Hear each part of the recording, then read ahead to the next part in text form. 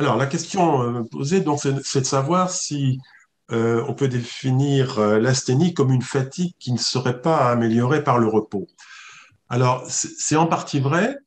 La distinction fatigue-asthénie est tout à fait classique en médecine occidentale.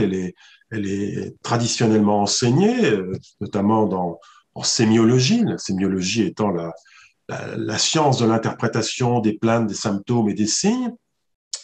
Et de fait, on enseigne que la fatigue, c'est fondamentalement quelque chose qui est lié à, qui est la conséquence d'un effort, l'effort pouvant être un effort physique, un effort intellectuel, un effort psychique, ou une association à géométrie variable de trois types d'efforts. Alors, dans cette conception-là, la fatigue est en fait une limite de nos fonctions, ou plus exactement une limite des ressources qui nous permettent de mettre en œuvre nos différentes fonctions. C'est en quelque sorte un signal d'alerte qui vise à nous protéger de l'épuisement. On pourrait prendre l'image, l'analogie ou la métaphore du voyant rouge de la jauge d'essence qui nous dit qu'il va falloir remettre des ressources dans le réservoir, sinon on va s'épuiser, on va tomber en panne. Voilà. Donc, en lien avec cette définition, en effet, la fatigue, elle est améliorée par le repos et elle peut même disparaître si le repos est suffisant. Donc, c'est quelque chose qu'on éprouve tous dans notre vie courante. Et clairement, la fatigue est liée à la notion d'effort. Alors, l'asthénie, pour son compte, elle ne se définit pas directement, dans un premier temps, par rapport à l'effort. L'asthénie, elle est fondamentalement associée à la notion de désordre. Alors, le désordre peut être un désordre lésionnel, c'est-à-dire lié à une lésion de notre corps. Donc, on parle quelquefois de désordre somatique, pour envoyer donc avec la dimension d'un désordre du corps. Alors, ça peut être par exemple une lésion infectieuse, une lésion tumorale, ça peut être une anémie, ça peut être une surcharge en fer, peu importe, ou bien ça peut être un désordre psychique. Alors, le lien avec l'effort n'intervient que dans un deuxième temps.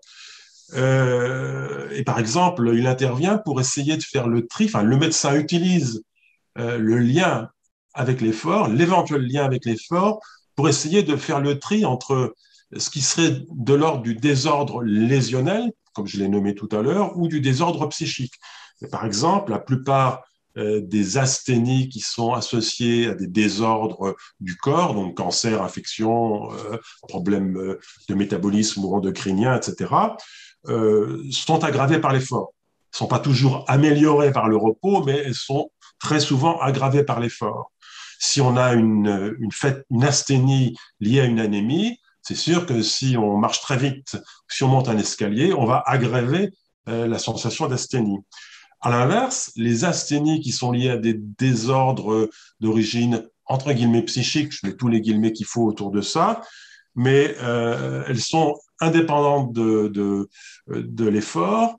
Et par exemple, on dit classiquement que les asthénies qui sont liées à des syndromes dépressifs sont présentes dès le matin au réveil, contrairement aux asthénies des maladies entre guillemets organiques qui le matin sont peu ressenties et qui s'aggravent dans la journée.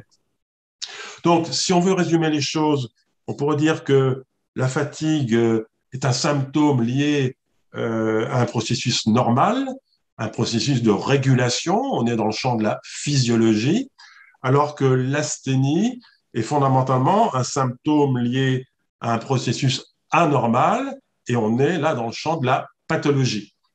Alors, évidemment, cette distinction entre la normalité, donc là, l'article plus loin, normalité, attribuée à la fatigue, et la normalité, L apostrophe A privatif, normalité attribuée à l'asthénie, on voit bien que c'est une distinction qui est en partie construite et qui est une conception très médicale de la normalité, hein, et qui a d'autres manières de concevoir la normalité que cette normalité qui nous est extérieure. Je pense que certains ont entendu parler des travaux, par exemple, de Canguilhem sur la définition de la normalité, du normal et du pathologique, et que distinguer le normal et pathologique, c'est pas aussi simple qu'on le présente, par exemple, dans les études médicales.